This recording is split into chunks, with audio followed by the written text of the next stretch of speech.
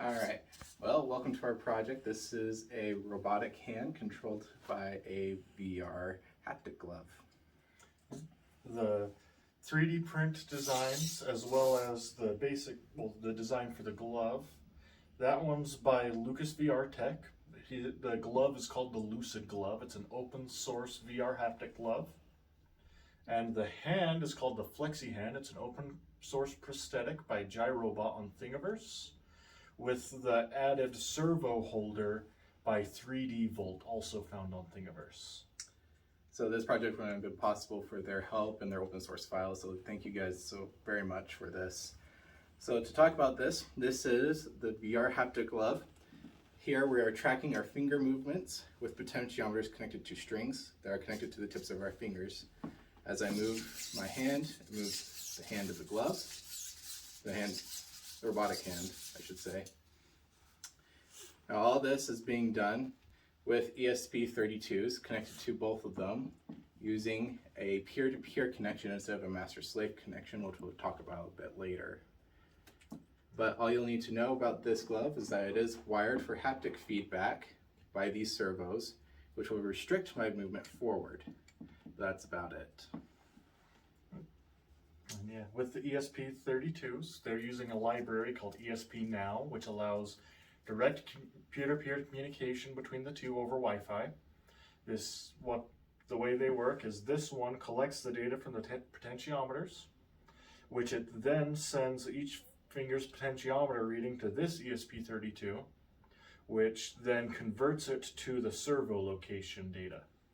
And then it tells the servos to move and get them into place, which causes the fingers to go down. We were at ESP Now. Oh yeah. Yeah, so we're doing ESP Now for this, which allows peer-to-peer communications, as we stated before, in which case we're sending data back and forth between our two devices. Now some might be wondering what data could we be sending back through a hand. That's only getting servos. And the answer to that is we haven't actually developed the hardware for it yet, but eventually we wanted to have buttons or some type of sensor to each of our fingers to allow for us to have haptic feedback for each individual finger, which would be restricted by these motors. And we have glitched again. So for the data that the hand sends back to the glove, it sends the current servo position in order for the servos on the glove to lock in place at the press of a button.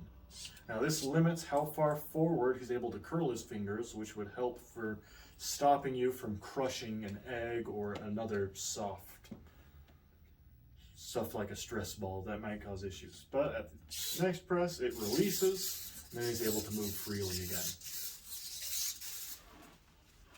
Yeah, so this is definitely a prototype. There's definitely room for future development for this glove. As we said before, haptic feedback for each individual finger instead of just a demo button.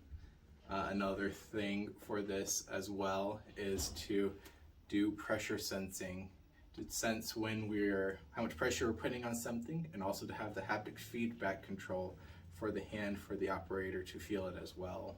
And the next step after that would be to use a different hand design, which would allow us to add some more sensors on the glove to sense hand splay for how wide the fingers go.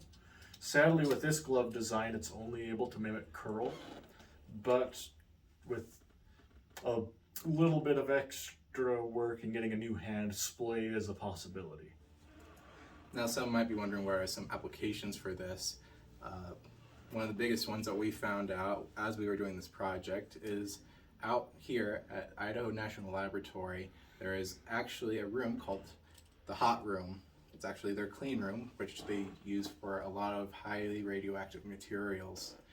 Now in there they have to do repairs, manipulate things, and they have these little pincers in there to manipulate things, but they often require a lot of planning ahead for them to work, because there's not as much dexterity as there is with the human hand. We talked with a few of them, and they have said that this is something that they would be interested in for their clean room, to have human dexterity Instead of planning 2 hours to remove a bolt, you can just go in there and do it in like 10 minutes. Another application we thought of was the possibility in, say, surgery. You could have a minuscule hand on the end of the robot arm rather than the 3 pincers and the blade that pops out, allowing the surgeon more dexterous control of what's happening. This would both of these applications would take a lot more research to get them in a state where they'd be fit for those, but that is they're both very valid possibilities for this technology. And that is it for our project. We will have our description for our project in the GitHub, along with our technical document, as well as links to all of the open source resources in which we use. Thank you for your time. Okay. So to demonstrate the data that the stupid